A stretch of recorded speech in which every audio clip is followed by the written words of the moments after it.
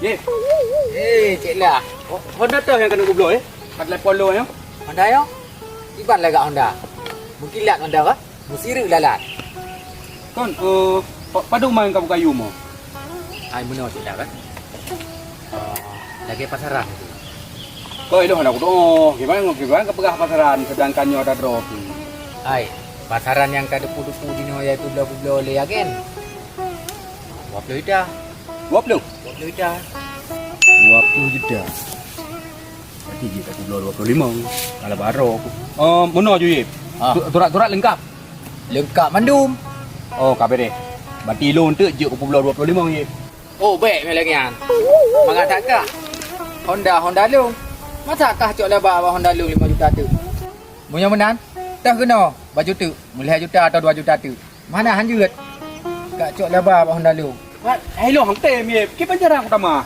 Sedangkan Honda ka pulau ko 20. Masa kalau kita mah lo bika. Kan meno ju. Hero kak cok lebah 5 juta apa Honda Long kah? Kata mah ke Long macam tu. Tak kena. Dari juta tu. Kan beda yo ye. Ilong ku pulau Honda drop 20. Ku pulau ko gop 25. Puji kalau kita mah lo 5 juta tu. Ikah kacok lebah 5 juta. Kata mah gelong 5 juta tu atau 2 juta tu. Oh no. Nyajut. Cok, meh hanjut. Pulang peng kena. Bukan hanya lagi nak cerita ye. Tahu pulang peng kena ju. Ilung pulang peng kah yang 20 jutanya. Juk gelong 5 jutanya. Jut. Ai, putra kayo. Kan ni ngoceh. Icik lah belah Honda Pak Long. Ilung ku pegah 20 juta Honda Long. Icik lah nak ku belah Honda Long ku gak 25 juta. Kena bajik dah 5 juta. Sudah kata mah gelong baju tu 2 juta atau 5 juta. Hang tem. Sudah kepeng pulang 20 juta agaknya. Konnya ke hak long ah. Agaknya lah sebab kali aku belah Honda. Oh pandai hak agaknya. Honda Long.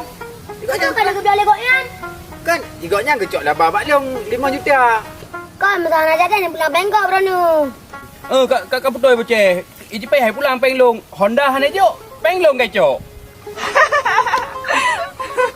Oh nyocik mai lagi ah. Dah pulang mai Long. Peng pulang lah. Man Pak cok peng mai ro. Yo peng capek ni dia 20 juta. Kan, banyak kali kejut penggeron.